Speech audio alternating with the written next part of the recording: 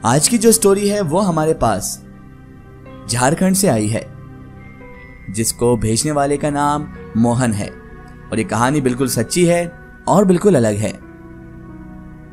ऐसी कहानी जो आपको भी शायद भूत प्रेत जिन जिन्नात इन पर विश्वास करने के लिए मजबूर कर देगी। जो लोग इस पर विश्वास नहीं करते हैं वो एक बार, सिर्फ एक बार इस स्टोरी को आंख बंद करके सुने। मैं यकीन के साथ कह सकता हूं कि उसके बाद वो लोग भी इस बात पर यकीन कर लेंगे कि भूत चुड़ैल जिन जिन्नात इन सब का वजूद इस दुनिया में मौजूद है। तो आइए शुरू करते हैं मोहन की कहानी, मोहन की जुबानी। पहाड़ी के सबसे ऊपरी सिरे पर पहुंचकर मैंने नीचे झांका तो मैंने पाया कि थोड़ी दूरी पर रास्ता दो राहे की शक्ल में दो शाखाओं में बंट गया था।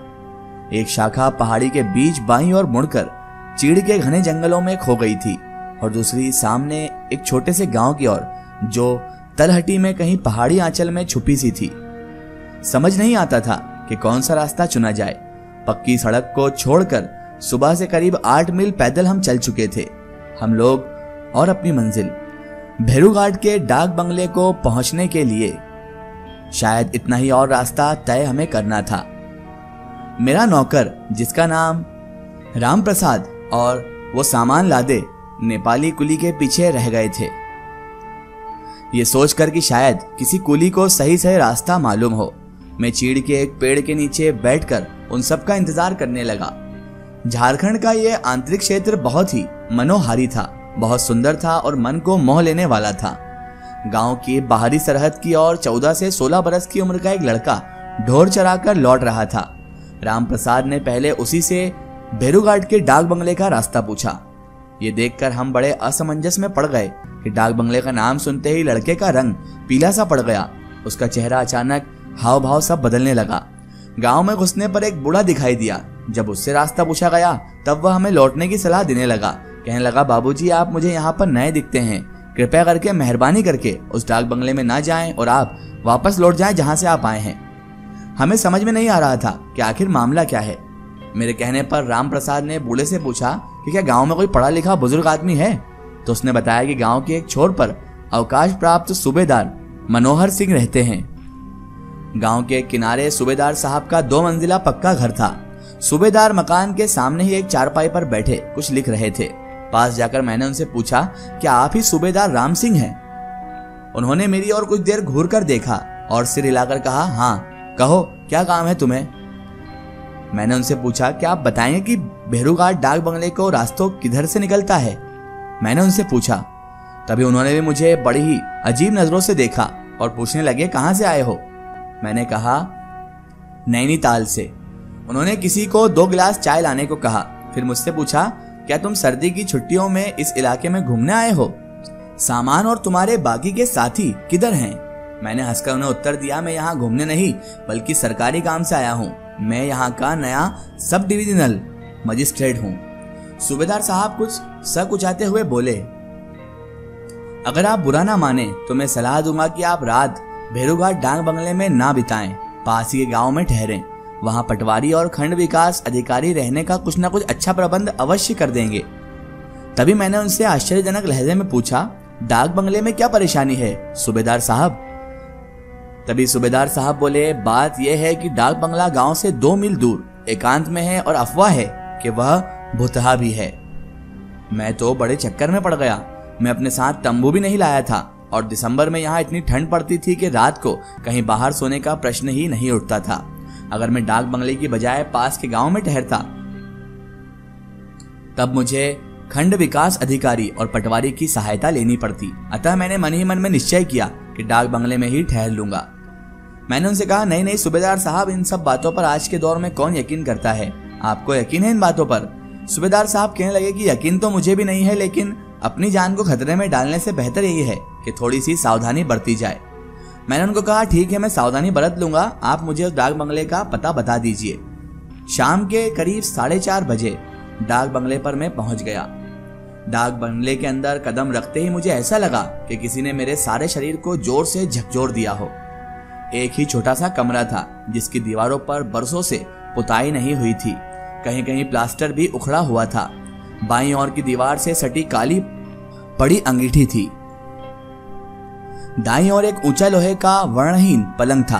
कमरे के बीच 40 वर्ष पूर्व के फैशन की एक गोल मेज, 2 कुर्सियां और एक लंबी आराम कुर्सी पड़ी हुई थी।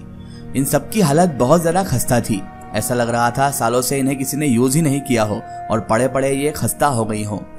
कमरे के पीछे की दीवार में एक दरवाजा साथ लगे गुस्लखाने में खुलता था। टूटे हुए शीशे वाला दरवाजा बाहर खुलता था। कमरे में कोई खिड़की भी नहीं थी। अंधेरा सा था कमरा। सारे वातावरण में अजीब भयावहता और घुटन थी। मुख्य बंगले में बिल्कुल मैं अकेला था। हालांकि काफी दूर पीछे बने रसोई घर और साथ लगे हुए क्वार्टरों में मेरे नौकर राम प्रसाद और कुलियों ने डेरा डाल रखा था। जैसे तैसे मैंने कोई 9 बजे करीब रात का खाना खाया। बाहर का दरवाजा बंद कर लालटेन जली छोड़ दी। रेडियो लगाया और उसको सुनते हुए पलंग पर लेटकर सोने की चेष्टा करने लगा। पर मेरी आंखों की नींद बिल्कुल गायब थी। नींद मेरी आंखों से कोसों दूर थी। तभी अचानक मुझे ऐसा लगा कि कमरे में अब मैं अकेला नहीं हूँ, जैसे कोई दूसरा आदमी भी इस कमरे में घुस आया हो। लेकिन कौन था वो? चेष्टा कर मैंने नहीं देख पाया था। क्या यह हवा थी या कोई दरवाजा तोड़कर अंदर आने की कोशिश कर रहा था? और वो आवाजें, क्या वो हवा की सनसनाहट, बहरी सीटियों की आवाज थी या कोई नारी कंठ की चित्कार? कुछ भी हो, ये अब स्पष्ट लग रहा था कि मैं किसी बड़े खतरे में फंसने वाला हूँ। मेरे हाथ पैर कांपने लगे और इतनी ठंड होने पर भी माथे पर पसीना उभर आया। सारी रात में डर के मारे एक पल भी ना सो सका। पिछले दिन भर की थकान और रात को आराम ना मिलने के कारण बड़ी कमजोरी महसूस हो रही थी। मन तो दिन भर पलंग पर लेटकर आराम करने को था, लेकिन मेरे लिए उस दिन इतना अधिक काम था कि एक बार गांव पहुंचा तो शाम 6 बजे तक दम मारने की भी फुर्सत नहीं मिलेगी। शाम 6:45 बजे जब डाक बंगले लौटा तब थकान से मेरी बुरी हालत थी। मैं बिस्तर पर लेटते ही सो गया। नींद खुली तो मुझे यह देखकर आश्चर्य हुआ कि कुर्सी पर 17-18 वर्ष की एक पहाड़ी लड़की बैठी हुई थी। लड़की जो कि बहुत खूबसूरत थी। वो मुझे जगह देखकर मुस्कुराई।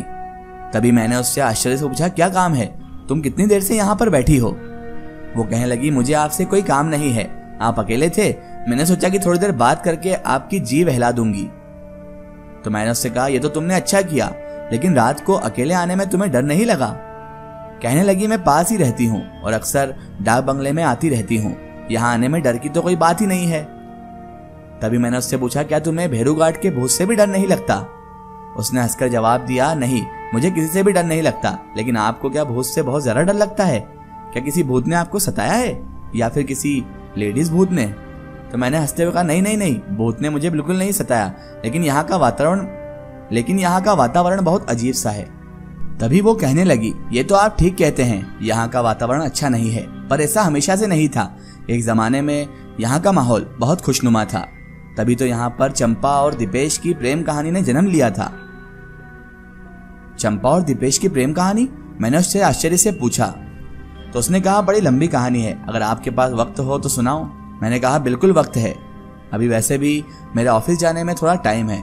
और फिर वो कहानी सुनाना शुरू करती है।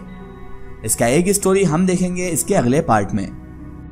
दोस्तों, अगर आप भी अपनी जिंदगी की कोई सच्ची कहानी या सच्ची घटना हमारे चैनल से शेयर करवाना चाहते हैं और आप चाहते हैं कि आपकी स्टोरी भी माय स्टोरी बुक चैनल से शेयर हो, तो आप हमें हमारे फेसबुक पेज पर कांटेक्ट कर सकते हैं और अपनी स्टोरी वहां पर हमें बता सकते हैं।